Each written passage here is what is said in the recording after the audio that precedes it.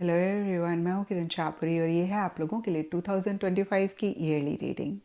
हर बारी की तरह इस बारी भी मैंने 4 मंथ्स की रीडिंग करी है, यानी कि जनवरी, फरवरी, मार्च, अप्रैल 2025 के लिए एक वीडियो है, मई, जून, जुलाई, अगस्त 2025 के लिए दूसरा वीडियो है एंड सितंबर, अक्टूबर, नवंबर, दिसंबर के लिए तीसरा वीडियो है। और जो भी वीडियो आप देख रहे हैं, बाकी दोनों वीडियोज़ के लिंक्स आपको नीचे डिस्क्रिप्शन बॉक्स में मिल जाएंगे। और हर बारी की तरह इस बारी भी मैं वीडियो के स्टार्टिंग में आपको यही कहूँगी कि प्लीज़ इस रीडिंग को आप एज गाइडेंस देखें, क्योंकि देखिए टैरो, एस्ट्रोलॉजी, न्यूमरोलॉजी का यही एक मकसद भी होता है। जब हम गाइडेंस की तरह देखते हैं, हम अपनी ज़िंदगी को बहुत आसान करते हैं, और जब बहुत रिजिड फिक्सेटेड होके हम देखते हैं, खाम खा के वहमों में पड़ते हैं, और जो मकसद होता है टैरो और एस्ट्रोलॉजी का, कहीं हम उसको नहीं अचीव करते हैं, हम अपने आप को और ज़्यादा परेशान करते हैं। So tarot astrology is meant to make your life easy, not to complicate your life. और जब भी आपको लगे कि टैरो एस्ट्रोलॉजी की वजह से आपकी लाइफ में और कॉम्प्लिकेशंस हो रही हैं, तो फिर आप सही तरीके से उसको नहीं देख रहे हैं। यहाँ पे मेरा इंटेंशन यही है कि आप अगेन इसको एज गाइडेंस देखें और कैसे आप 2025 को जैसे चाहते हैं उसको क्रिएट कर पाएँ। जैसे कि जब हमें कहीं जाना होता है, हम गूगल मैप रेफ़र कर लें और हमें पता लग जाए कि भाई इस रोड में ना बहुत ट्रैफिक जाम मिल सकता है, तो उस रोड को अवॉइड करके जो उस ट्रैफिक जाम की वजह से परेशानी हमें हो सकती है, हम उसको भी अवॉइड करते हैं। इसी तरीके से कहीं पे भी अगर आपको लगे कि भाई ये तो आप नहीं चाहते हैं 2025 के लिए, या फिर कार्ड वो नहीं है जो आप चाहते हैं, तो ज़रूर उस कार्ड में कोई ना कोई गाइडेंस है, क्योंकि मैं साथ ही साथ जो कार्ड की गाइडेंस होती है वो भी आपको देती रहती हूँ।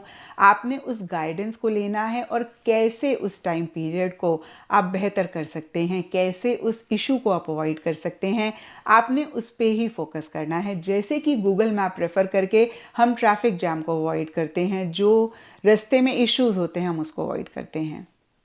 तो फिर से प्लीज़ इसी इंटेंशन से इस रीडिंग को देखें and wish you all a very beautiful 2025। I really wish कि जो भी आप चाहते हैं 2025 के लिए, उसको ज़रूर आप 2025 में अचीव करें। एंड इसी के साथ ही आपकी रीडिंग शुरू करते हैं। कैंसेरियंस आप लोगों के लिए देखें कि 2025 के first 4 months, that is January, February, March, April आप लोगों के लिए कैसे रहेंगे। और अगर आप 2025 के नेक्स्ट 4 मंथ्स या फिर लास्ट 4 मंथ्स के बारे में जानना चाहते हैं, दोनों ही वीडियोस के लिंक्स आपको नीचे डिस्क्रिप्शन बॉक्स में मिल जाएंगे। तो यहाँ पर मैं मंथ वाइज रीडिंग कर रही हूँ। सबसे पहले हम जनवरी मंथ को देखेंगे, और जनवरी मंथ के लिए आप लोगों के लिए book and S of swords के कार्ड्स हैं।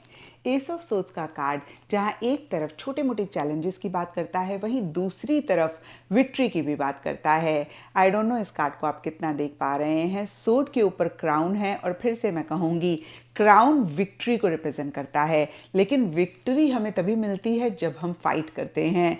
तो कहीं फाइट के साथ विक्ट्री एसोसिएटेड होती है, और कहीं इसी तरीके की एनर्जीज आप लोगों के लिए पर्सनल या प्रोफेशनल फ्रंट में जनवरी मंथ लेकर आ रहा है। एंड डीपर लेवल के लिए बुक का कार्ड है। बुक कोई भी चीज़ को सीखने सिखाने की बात करता है, नॉलेज गेन करने की बात करता है, किसी स्किल को अपडेट करने की बात करता है, और साथ ही साथ सीक्रेसी की भी बात करता है, यानी कि किसी चीज़ के छुपे होने की या फिर किसी चीज़ को छुपाने की बात करता है। अब दोनों कार्ड्स को कंबाइन करें तो हो सकता है आप या तो कोई चीज़ सीख रहे हैं या कोई चीज़ सिखा रहे हैं, उसी से रिलेटेड छोटे मोटे चैलेंजेस हैं। और जितना आप लॉजिकली जनवरी मंथ में चीज़ों को डील करेंगे, आप इमोशनल नहीं होंगे, सेंटिमेंटल नहीं होंगे, या फिर मैं कहूँगी आप अपनी फीलिंग्स को अपने ऊपर हावी नहीं होने देंगे, एक डिटैच्ड अटैचमेंट रखेंगे, उतना ही जनवरी मंथ की एनर्जीज़ को आप बेहतर करेंगे। जहाँ आप इमोशनल हो गए, सेंटिमेंटल हो गए, जहाँ आपने अपनी फीलिंग्स को अपने ऊपर हावी होने दिया, वहीं आप परेशान होना शुरू हो जाएंगे। एंड फिर से देखिए, रिपीट करूँगी क्योंकि ये लाइन मैंने सुनी थी और मुझे बड़ी अच्छी लगी, डिटैच्ड अटैचमेंट। और यकीन मानिए, अगर हम डिटैच्ड अटैचमेंट अपनी लाइफ में हमेशा के लिए ही रख लें, हार्ट और माइंड का बैलेंस रख लें, हमारी ज़िंदगी बड़ी आसान हो जाएगी। लेकिन हम ऐसा कर नहीं पाते हैं। तो इस चीज़ को ज़रूर आप जनवरी मंथ में प्रैक्टिस करने की कोशिश करें। और जैसे कि मैंने अभी आपको बताया, बुक किसी भी चीज़ को सीखने सिखाने की बात करता है। तो या तो कोई चीज़ आप सीख रहे हैं, सिखा रहे हैं, और सीखने सिखाने का कनेक्शन सिर्फ और सिर्फ प्रोफेशनल फ्रंट से नहीं होता है। जब कोई हाउसवाइफ कुकिंग क्लासेस ले रही होती है तो कहीं वो अपनी कुकिंग की स्किल को और अपडेट कर रहे होते हैं, या फिर देखिए ये भी एक कोई चीज़ सीखने वाली एनर्जी हो गई। तो यहाँ पर मैंने आपको सिर्फ और सिर्फ कुकिंग का एग्जाम्पल दिया है।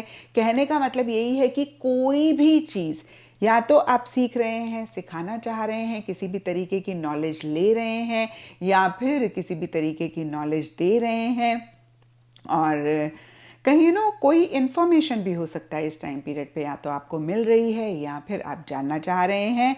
और दूसरा एक बुक का मतलब होता है, अगेन कोई चीज़ या तो आपसे छुपी हुई है या आप छुपा रहे हैं, या कोई इंसान है जो कहीं एक सीक्रेसी मेंटेन कर रहे हैं। फिर से देखिए, ये जनरल रीडिंग है, स्पेसिफिकली आपकी सिचुएशन को मैं नहीं मेंशन कर पाऊंगी, लेकिन ओवरऑल के लिए इसी तरीके की एनर्जीज रहेंगी। कितनी बारी होता है ना, हम चोरी छुपे कोई काम कर रहे होते हैं, अपने किसी लव्ड वन को नहीं बताना चाह रहे होते हैं, या प्रोफेशनल फ्रंट में भी हमें लगता है ये हमारा काम पूरा हो जाएगा ना तब हम सबको बताएंगे। तो बहुत पॉजिटिव इंटेंशन भी रह सकती है, और कुछ के लिए थोड़ा सा नेगेटिव रह सकता है, या फिर कुछ के लिए सिचुएशन सर्कमस्टेंसेस ऐसे हो सकते हैं जहाँ पे आप चाह कर भी नहीं डिस्क्लोज कर पा रहे हैं अपनी किसी बात को, अपनी किसी चीज़ को। तो या तो आप कोई चीज़ प्रोफेशनल फ्रंट में, पर्सनल फ्रंट में किसी खास इंसान से या फिर ओवरऑल ही छुपा रहे हैं, या कोई काम आप छुप छुपा के कर रहे हैं, या फिर आपके कोई लव्ड वन है वो एक सीक्रेसी मेंटेन कर रहे हैं, आपको नहीं कोई चीज़ बता रहे हैं, आपसे छुपा रहे हैं। एंड या सिचुएशन सर्कमस्टांसेस ऐसे हैं, या कोई सिचुएशन है जो आपसे छुपी हुई है, आपको किसी चीज़ के बारे में एक ट्रुथ नहीं पता है, आपको सच्चाई किसी चीज़, किसी इंसान या फिर किसी सिचुएशन के बारे में नहीं पता है, और हो सकता है कि उसी को जानने के लिए आप थोड़ा सा फाइट कर रहे हैं, जो थोड़ा सा चैलेंजिंग है, लेकिन आपको विक्ट्री मिल रही है, यानी कि आपकी जीत हो रही है। तो देखिए, फिर से बहुत ही ब्रॉडर लेवल के लिए मैंने आपको बताया, लेकिन जनवरी मंथ में कुछ इस तरीके की एनर्जीज रह सकती हैं। और ओवरऑल के लिए देखें तो हो सकता है किसी सिचुएशन से आप फाइट कर रहे हैं, या फिर से छोटे मोटे चैलेंजेस हैं जिनसे फाइट कर रहे हैं या फाइट करने की ज़रूरत है। और मैंने अभी आपको बताया, थोड़े से भी आप सबमिसिव हो गए, थोड़ा सा भी आपने गिव अप कर दिया, थोड़ा सा भी आप डर गए, थोड़ा सा भी आप घबरा गए, तो फिर आपकी विक्ट्री नहीं होगी, तो फिर आपकी जीत नहीं होगी। सोर्ड के लिटरल मीनिंग तलवार होता है, और तलवार लड़ाई के लिए होती है। तलवार किसी भी कंफर्टेबल चीज़ को नहीं रिप्रेजेंट करती है। तो फिर से थोड़ी सी लड़ाई करनी पड़ेगी, थोड़ा सा लड़ाई ना पॉजिटिव सेंस में, ये नहीं कह रही कि आप लिटरली अपने किसी लव्ड वन से लड़ाई करें, बट येस अपने लिए स्टैंड्स लें, बहुत असर्टिवली, बहुत कॉन्फिडेंटली। अगर आपने अपने लिए स्टैंड्स नहीं लिए, अगर आपने सिचुएशन को बहुत कैजुअली लिया, तो फिर अगेन मैं कहूँगी आप परेशान होंगे। और फिर से एक चीज़ क्लियर कर दूं, फाइट का मतलब लिटरल लड़ाई नहीं है। फाइट का मतलब है आप सच के साथ खड़े रहें, जो चीज़ सही है, जो ट्रुथ है, आपने उसके लिए बहुत ही कॉन्फिडेंटली स्टैंड लेना है। वो फिर कोई भी सिचुएशन हो, आपने गिव अप नहीं करना है। और सिचुएशन अगर कुछ भी है जो आपके फेवर में नहीं है, तो आपने गिव अप नहीं करना है, आपने उस सिचुएशन से फाइट करना है। तो ये हो गई आप लोगों के लिए जनवरी मंथ की एनर्जीज। अब देखते हैं कि फरवरी मंथ आप लोगों के लिए कैसा रहेगा। तो फरवरी मंथ के लिए आप लोगों के लिए fox and the magician reverse के कार्ड्स हैं, और देखिए कितना सरप्राइजिंग है कि दोनों ही कार्ड्स सिमिलर सी एनर्जीज को रिप्रेजेंट कर रहे हैं।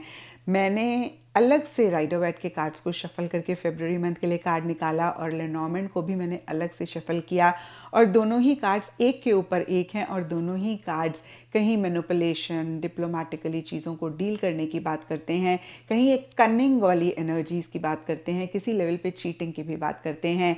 तो इन चीज़ों को सुन के आपने बिल्कुल भी नहीं परेशान होना है, क्योंकि टैरो गाइडेंस के लिए होता है। आप गूगल मैप से गूगल मैप में अगर देखते हैं कि भाई ये रास्ते में ना बड़ा ट्रैफिक जैम है, रोड टूटी फूटी है, तो आप घबराते नहीं हैं, आप बड़े ग्रेटफुल होते हैं कि आपने गूगल मैप को रेफ़र कर लिया, आपको पता लग गया। अब जो परेशानी हो सकती थी आपको ट्रैफिक जैम की वजह से, रोड के ख़राब होने की वजह से, आप उससे बच जाएंगे। तो ऐसे ही आपने फेब्रवरी मंथ में मैजिशियन और फॉक्स के कार्ड को देख के घबराना नहीं है, आपने बड़ा ग्रेटफुल होना है कि भाई अब आपको पता लग गया कि फेब्रवरी मंथ में कुछ इस तरीके की एनर्जीज हैं।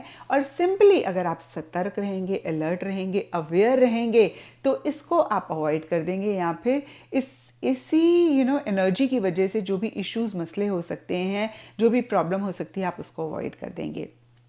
तो फिर से लिटरली अगर हम देखें तो फॉक्स हम सब जानते हैं बहुत कनिंग होती है, और मैजिशियन भी कहीं सच को झूठ और झूठ को सच करते हैं, कहीं रियलिटी नहीं बताते हैं। और देखिए यहाँ पर हमने देखा भी बुक के कार्ड में, कोई चीज़ या तो आप छुपते छुपाते कर रहे हैं, या फिर आपके कोई लव वन या प्रोफेशनल फ्रेंड में कोई चीज़ आपसे छुपी हुई है।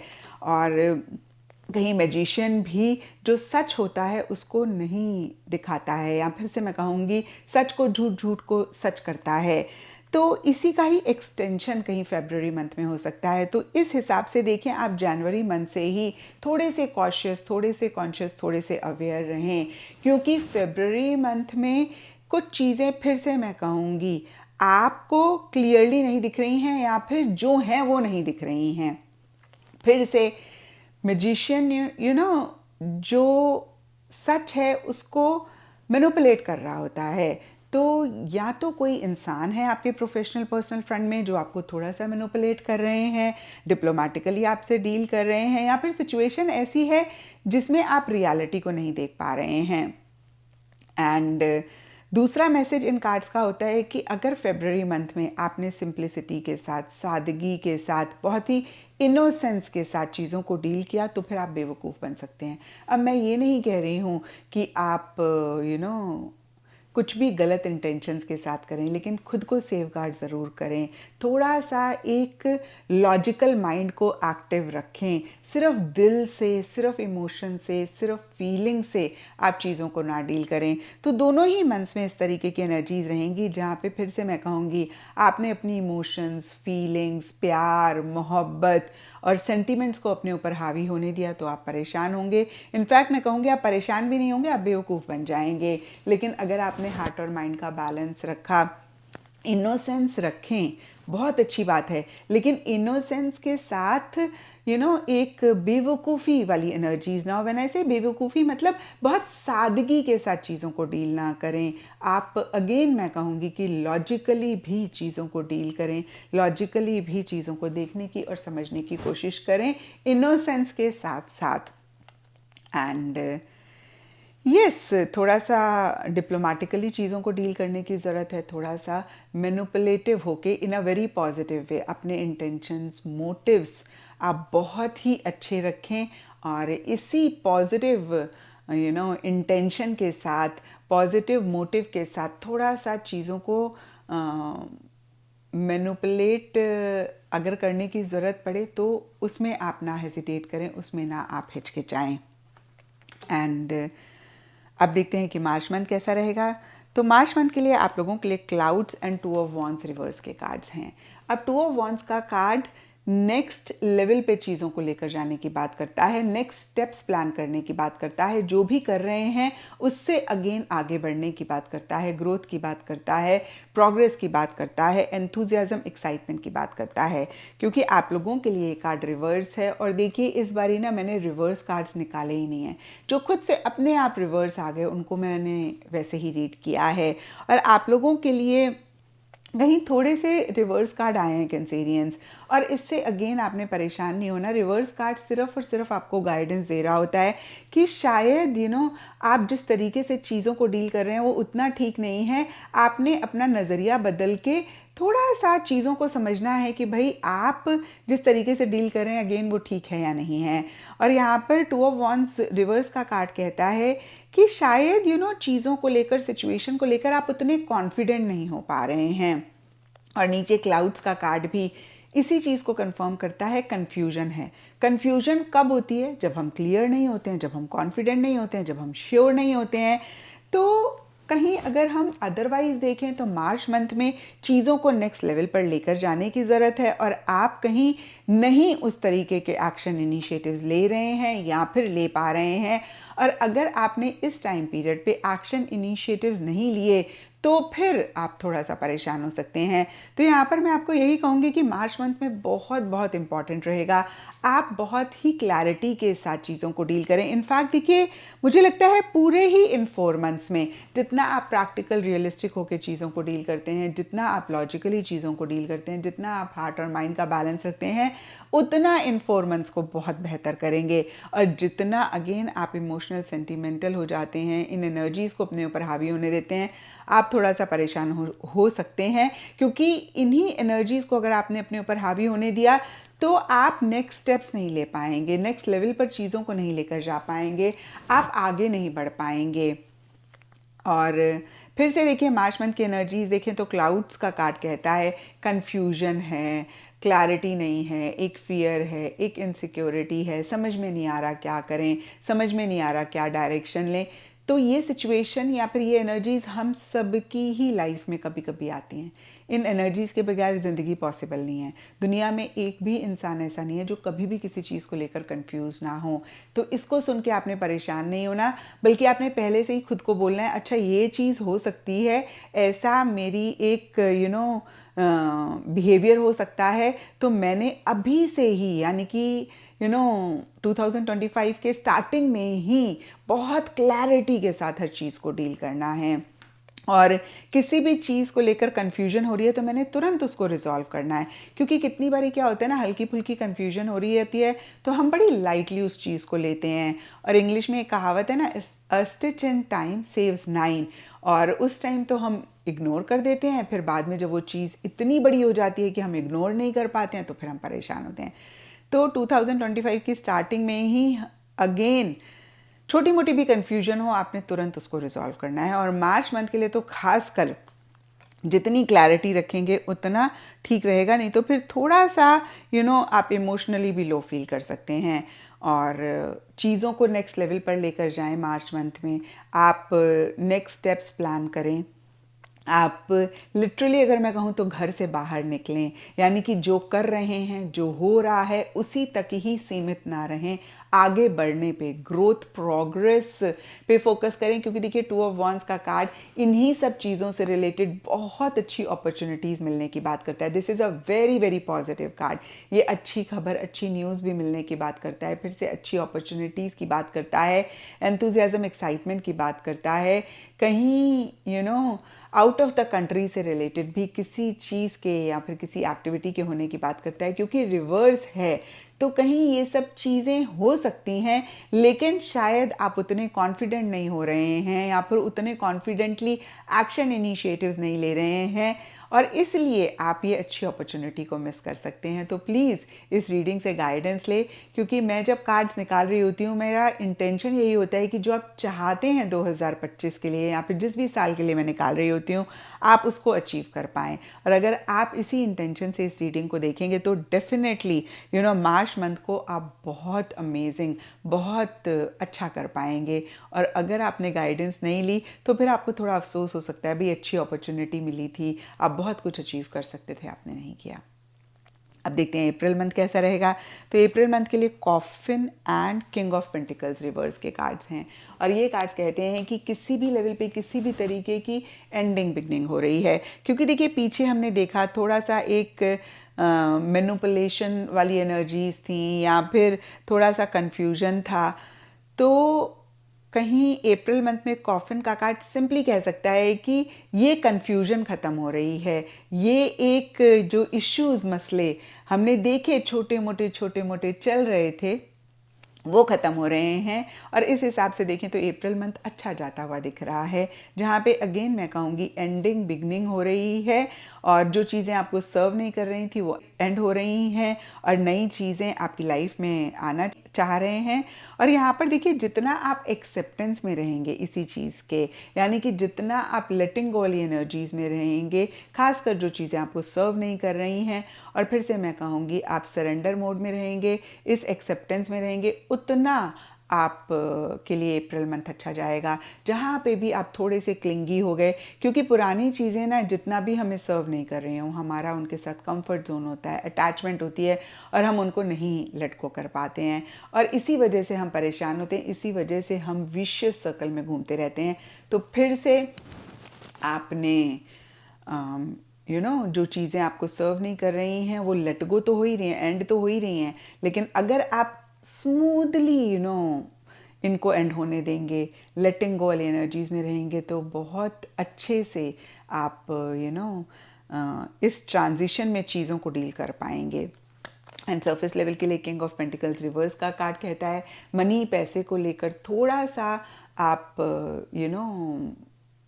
कैजुअल ना हों, आप लाइटली ना लें मनी पैसे को और थोड़ा सा प्रैक्टिकल रियलिस्टिक होकर चीज़ों को डील करें। कुछ के लिए ये भी हो सकता है कोई मेल या फिर फीमेल है जो बहुत प्रैक्टिकल हैं, रियलिस्टिक हैं, थोड़े से हो सकता है कुछ लोगों के लिए मनी माइंडेड हैं, उनके साथ ज़्यादा डीलिंग्स हो रही हैं या फिर उनके साथ कोई आपकी एंडिंग बिगनिंग हो रही है।